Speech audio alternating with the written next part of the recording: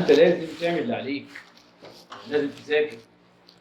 الناس بقى بتحسبها في اولى وثانيه ايه بقى، ان احنا مش هنذاكر في اولى وثانيه عشان انت فاكر انك بتذاكر. لا ما ينفعش. في مقوله بيقول لك sometimes God doesn't give you what you want. It's not because you don't deserve it, but because you deserve better. So keep going. Work hard in silence. Let your success make the light. بيقول لك احيانا ربنا لما بياخد منك الحاجه مش بياخدها عشان انت ما تستاهلهاش، بس عشان شايلها في الافضل. بس انت لازم دايما تشتغل على نفسك، تمام؟ وما تتكلمش كتير، مش تقول انا وانا، تمام؟ وسيب النجاح هو ما يتكلم عنه. خلاص؟ طيب يونت 1 معانا. يونت 1 تشرح لي حاجه اسمها الستيت فيرب، اللي هي الافعال التقريريه.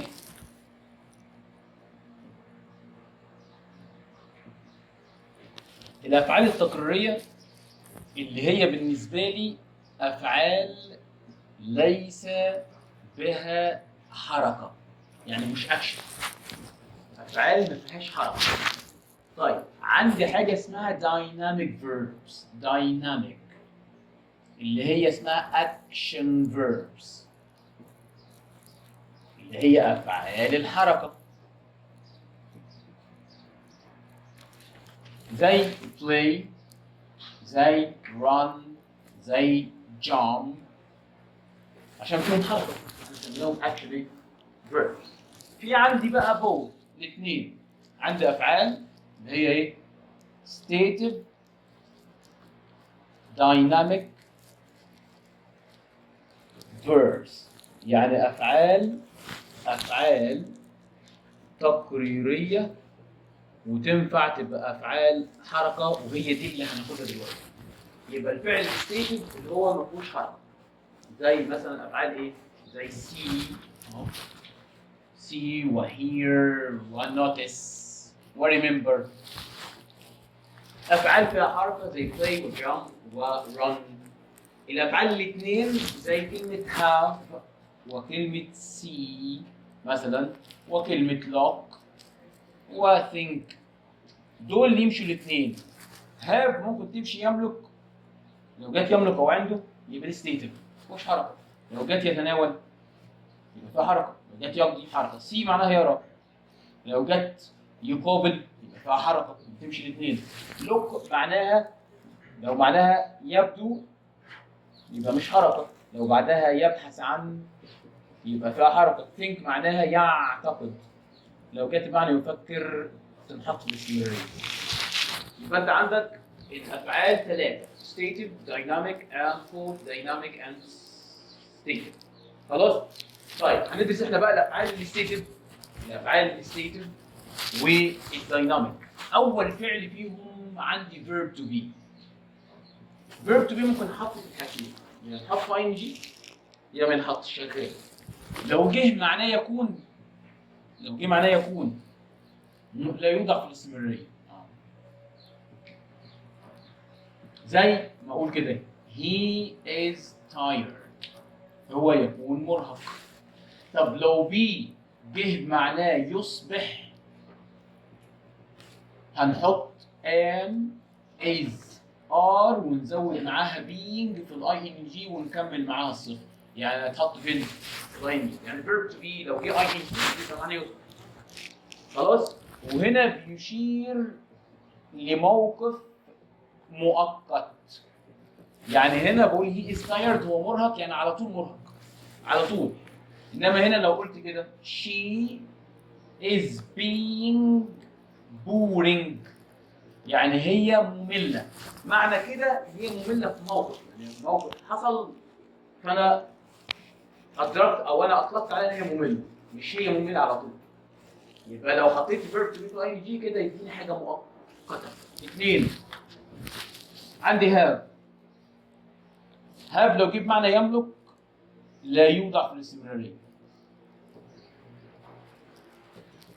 لو جيب معنى يأكل، لو يجي بيساوي eat أو بيساوي spend، ممكن نحطه في الاستمرارية عادي. يعني ممكن أقول كده I am having a pizza ناو اهي عادي خالص. يبقى هاف لو جت معنى يملك او عنده لديه ما تحطش استمراريه. جت في الاستمرار يبقى بتكون معناها حاجه ثانيه، ياخذ او يقضي او الكلام ده. نمبر 3 عندي سي، لو جيب معنى يرى لا يوضع في الاستمراريه. لو جيب معنى يقابل اللي هي بتساوي 100 يتحط في الاستمراريه خالص. زي ما انا اقول لك كده I am meeting، انا هقابل my brother today النهارده. نمبر 4 عندي look. look لو جاء معناها يبدو من الاخر هيجي بعدها صفه اللي هي توضع في الاستمراريه. لو جاب معناها يبحث عن زي لوك فور كده تنحط في الاستمراريه، دي معناها يبحث عنه. يعني من الاخر الفعل لو معناه اتغير تحط في الاستمراريه. يعني هو كرغبه حواس ادراك تمام يبقى كده ستيتي. المعنى اتغير يروح في حته ثانيه تحط في الاستمراريه عادي. زي لوك فور اقول لك كده I am looking for some papers. Number 5 عندي think. think لو جت يعتقد لا يوضع في الاستمرارية زي ما انا قلت لك اي حاجه خاصه بدماغي. لو جت بمعنى يفكر think لو جت بمعنى يفكر زي consider كده ينحط في الاستمراريه عادي. يعني انا ممكن اقول لك كده I think علي is clever. كده معناه يعتقد. طب لو انا قلت كده I am thinking about my problems، انا بفكر في مشاكلي، كده معناه يفكر. عندي حاجة ثانية اسمها measure. measure معناها يبلغ قياسه. من الاخر هنا الفاعل هيكون غير عاقل ولا توضع في الاستمراريه. لو الفعل غير عاقل لان الفعل غير عاقل هيقول يبلغ قياسه زي مثلا فستان زي طريقه. انما لو الفعل عاقل هتبقى معناها يقيس. معناها يقيس ومع الفاعل العاقل وتنحط في الاستمراريه. انت ممكن تقول كده I am measuring انا بقيس my dress الفستان بتاعي. نمبر 7 عندي تيست معناه له مذاق. له مذاق كده الفاعل غير عاقل. طيب لو الفاعل عاقل تيست يبقى معناها يتذوق والفاعل عاقل وتتحط في الاستمراريه. ممكن نقول كده I am tasting the soup. كل ده امثله عن الفعل اللي بيتغير. يعني انت ممكن الفعل يبقى ستيتيف وممكن يبقى اكشن حسب الايه؟ الفعل بتاعه وحسب المعنى بتاعه. طيب بعد كده في عندي فيل.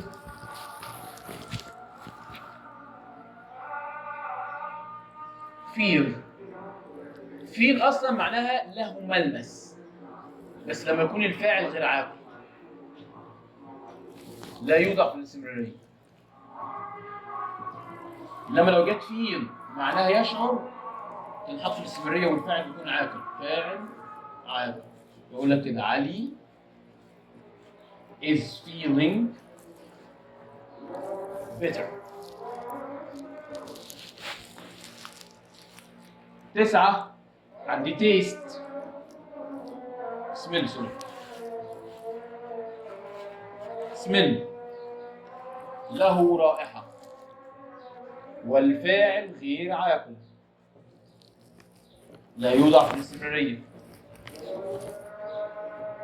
إنما لو جت سميل بمعناها يشم والفاعل عاقل نحطها في الاستمرارية عادي. ممكن نقول كده علي أو سارة is smelling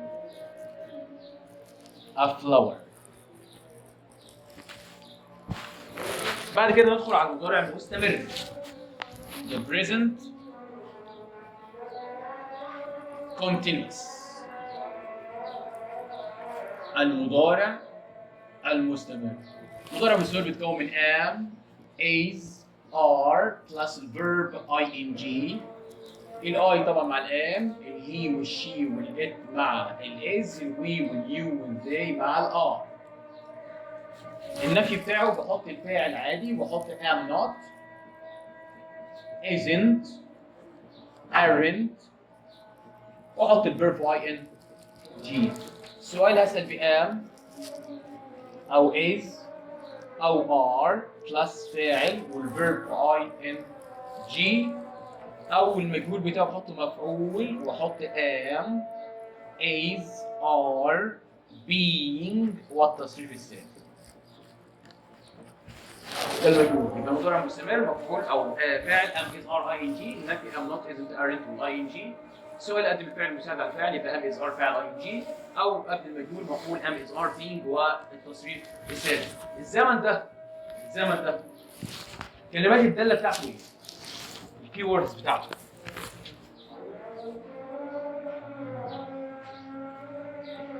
الكلمات الداله بتاعته look, listen, now, at the moment, in the present, today, still, tonight، وعندي in زي الفترة الزمنية، وعندي tomorrow، وعندي next. ده كله كلمات تدل عليه. وعندي watch out و look out و take care و be careful. كل ده كلمات تدل على المضارع المستمر. طيب الزمن ده بستخدمه في ايه بقى؟ امتى استخدمه اصلا؟ خدت كلمات الداله والتوكيد بستخدمه امتى؟ هل الزمن ده بيعبر عن حدث مستمرا لحظه الكلام الان؟ يعني لو انا بتكلم دلوقتي زي ما انا بشرح كده ده مضارع مستمر. كمان قال لي الزمن ده بيعبر عن ترتيبات مستقبليه، دي المهمه جدا. يعني بيجي مع المناسبات الاجتماعيه زي اعياد الميلاد والرحلات وحفلات الزفاف واللقاءات الرسميه، اللقاءات والزيارات الرسميه. يعني مثلا لو انا قلت كده بدي ادي ترتيب، طب اقول ايه بقى؟ ممكن يجي لي كمان مع كلمه prepare اهي وarrange، او ما يسويهم زي كلمه preparation او make arrangement، وده كله بيدي ترتيب. يعني مثلا لو انا قلت كده علي is getting married next week. علي سوف يتزوج الاسبوع القادم. كده عرفنا ان هو ترتيب. ما دي مناسبه اجتماعيه. طول ما في ترتيب يبقى مناسبه اجتماعيه. طول ما في مناسبه اجتماعيه يبقى انت عايزه مضارع مستمر. يبقى am is are ing. ممكن اقول لك the minister الوزير is visiting Luxor tomorrow. الوزير هيزور لوكسور غدا. ده كله ترتيب. طيب كمان بستخدمه عند حدوث ترتيب منع ترتيب آخر. ترتيب منع ترتيبين. ترتيب منع ترتيب، حاجة عطلت حد. ممكن أقول لك مثلا كده I can't meet you tomorrow. أنا مش هقدر أقابلك بكرة. ليه يا عم؟ إيه المشكلة؟ هتقول له I am doing، أنا هكون بعمل my homework، الواجب بتاعي. قال لي كمان المضارع المستمر يمكن أن يستخدم مع الظروف always و constantly و never للتعبير عن عادة عدم الرضا. لو انت متضايق من حد annoying وانت بتفتقد حد او متضايق منه، فانت بتقول له ايه؟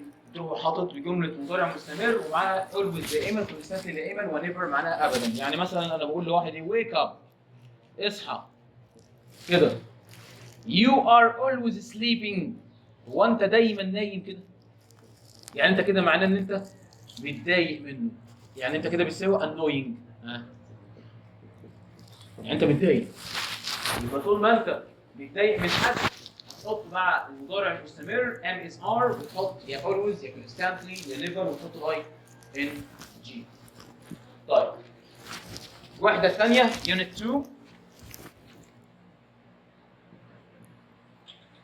تشرح لي the future perfect. نقول كده المستقبل التام. المستقبل التام بيتكون من فاعل plus will وحط have وحط التصريف الثالث.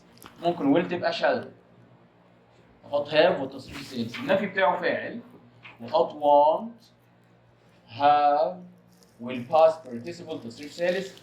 والمجهول بتاعه بحط المفعول وحط will have been والتصريف الثالث. طيب الزمن ده بستخدمه في ايه؟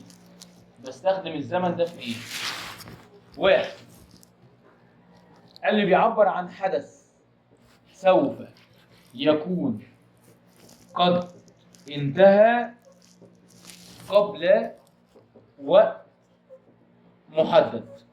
يعني حادث هيحصل في المستقبل يكون خلص بس قبل وقت متحدد له. طب انا هعرف منين؟ يجيب لي دي، يروح يجيب لي كده باي وبيفور وذيس تايم ويروح حاطط بعدها فتره زمنيه مستقبل. دول كده معناهم قبل او بحلول. دول معناهم قبل او بحلول. هيجي بعدها فتره زمنيه في المستقبل يبقى انت عايز مستقبل تاني. كمان قال لي بيعبر عن حدث سوف يكون قد انتهى قبل وقوع حدث آخر. حدث هيكون انتهى قبل وقوع حدث تاني وده هتيجي مع الروابط. يعني لازم يكون في when أو once أو before أو after و as soon as ويجي بعدها مضارع والحدث الثاني يبقى فاعل will have تصريف ثالث وده هيكون قد تم اولا. يعني يحصل الاول قبل المضارع الايه؟ البسيط. كده اصلا في قاعده بتقول ان اي رابط الانجليزي مضارعات مستقبلات. مضارعات يجي بعده مستقبلات. يعني مثلا لو انا قلت كده when I arrive home my mom